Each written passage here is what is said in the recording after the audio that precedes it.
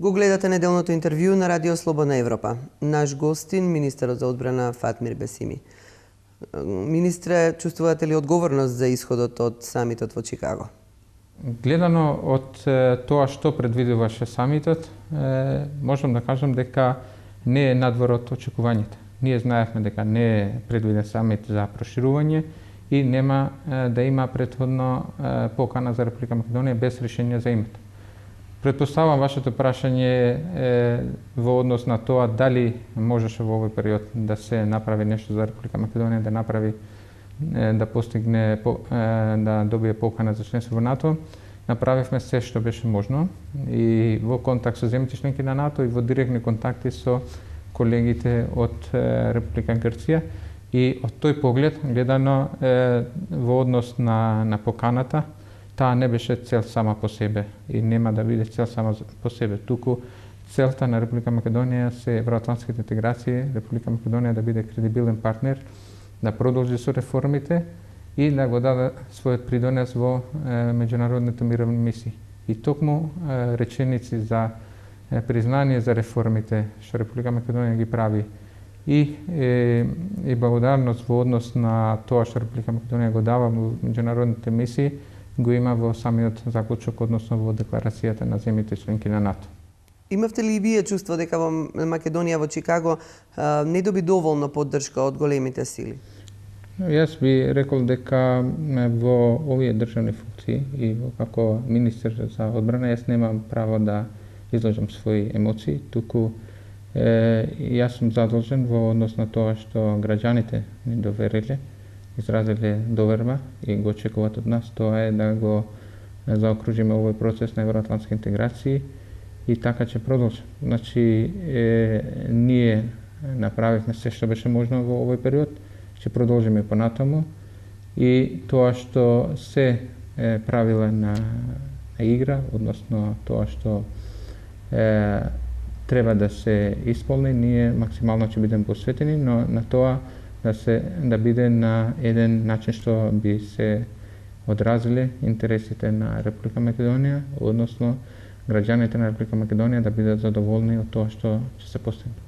Ова само го повторувам со цел после Чикаго да не се создаде простор за шпекулации дека Македонија гледа други алтернативи. Односно останувам на тоа што е најдобро за Република Македонија, тоа што граѓаните го очекуваат. Деновиве се слушаа информации за тоа дека ДУИ сега ќе настапи со нова стратегија за засилено лобирање кај меѓународната заедница, истовремено издействување некаква условна покана за Македонија која би се ратификувала во парламентите на сите земји членки, освен во Грција, каде што би се ратификувала откако ќе се реши спорот за името. Мислите ли дека станува збор за некакво помоќно средство во исполнување на таа наша цел? Секоја опција која ќе значи приближување кон постигнување на решение со Република Грција во однос на отвореното прашање за името, ние сме спремни да го промовираме. Така беше во овој период, каде што една од варијантите беше да се користи можноста со референцата што се користи во меѓународните, односно во Обединетите нации, да се пристапи во овој период со покана со референцата, привремената референца. Другата варијанта беше ова за која вие се реферирате, односно покана со референца додека се најде решение за името да почне процес на ратификација и ќе се заокружи тој процес со ратификација неверојатно од грчкиот парламент кога ќе се најде решение. И таа е варијанта која била разгледувана и било која друга варијанта што ќе биде во корист на изнаоѓање на решение, конструктивен пристап што ќе ги презентира интересите на Република Македонија, ние ќе продолжиме да го промовираме, а секако пристап што ќе дојде до решение за името, за надминување на ова отворено прашање и би значило и формално заокружување на процес на членство во НАТО. Министре, има ли Македонија стратегија за добивање на таа покана за членство во НАТО? Стратегијата е, наједноставната стратегија се разговорите со Грција, односно еден отворен интензивен диалог со Грција во однос на ова прашање со цел да се отстранат дилемите, да се создаде, односно да се зајакне довербата меѓу Република Македонија и Република Грција и да се гледа кон ова прашање како една можност за решение, за надминување на разликите и на тој начин би добиле ние за побрзо временски период да ги надминеме овие разлики и Република Македонија да добие членство во НАТО. Значи, одговорот е на отворени разговори, интензивен диалог и во овој период не дека од наша страна не постоеше таков интерес, туку едноставно од страна на Грција во овој период се соочува со други приоритети, како што се економската состојба во Грција, како и често менување на владите и изборите што се случува баш во период кога се случуваше самитот на НАТО, оневозможија да поконкретно има некој прогрес во однос на тие разговори и преговори што се однесува во однос на името. Дали тоа значи дека после сите надежи дека можеме да ја ефектуираме Хашката пресуда или да извршиме позасилено лобирање кај меѓународната заедница, сега сме јасно соочени со тоа дека единствената шанса за влез во НАТО ни ја отвара надминувањето на спорот за името? Јас спомнав претhodно било каква иницијатива што ќе помогне на решение на ова прашање, ние ќе бидеме активни и уште поактивни од тоа што бевме до сега.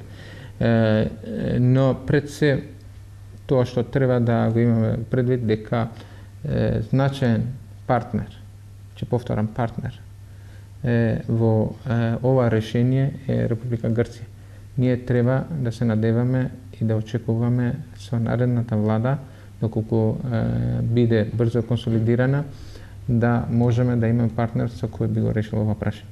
Значи, првата врата на која ќе тропаме е Република Грција, на која ќе побараме да го продолжиме диалогот, интензивен диалог, да ги надминеме разликите и за ова сигурно ќе имаме поддршка од земјите членки на НАТО, веќе тоа го имаме добиена као потврда и ќе продолжат да не поддржуваат. Значи, тоа е наредниот период што ние ќе го направиме и ќе повторам, значи, без разлика на целата ситуација, со сите предизвици кои поминуваме овие години, ние сепак за надминување на ова отворено прашање треба да се гледаме како партнери во решение. Односно, не како две страни ривали во еден проблем, туку како партнери во решение. Тоа што официјално го слушаме на меѓународните иницијативи се обири дека Република Грција исто така е заинтересирана за евроатлантските интеграции и сметам дека тоа е важно, затоа што регионот е постабилен и помирен доколку регионот се интегрира, значи сите земји од регионот станат дел од НАТО и Европска унија. Што очекувате да се случува во рамките на решавањето на спорот за името во овој период по самитот во Чикаго? Ние треба да продолжиме со нашиот интерес кон надминување на ова прашање и нашиот конструктивен пристап, од една страна. Од друга страна, да се надеваме дека изборите што се предвидени за јуни во Грција ќе донесат до стабилна влада, која ќе може да консолидира домашниот терен и да биде посветена на ова прашање, за да можеме заедно да го решиме и да го надминеме како отворено прашање и така да бидеме заедно членка на НАТО и Европска унија во наредните години. Очекувате дека тоа можеме да го направиме сами без поддршка на големите сили? Мислам дека никогаш не сме били сами во ова прашање. Пред се формално ние сме со покровителство на Организацијата на Обединетите нации, каде што се сите земји членки и во овој процес секако од време на време по потреба биле вклучени нашите партнери земји што се пријатели на Република Македонија и на Грција, а тоа се Соединените Американски држави и Европска унија. Ви благодарам за разговорот. Го гледавте неделното интервју на Радио Слободна Европа. Пријатно.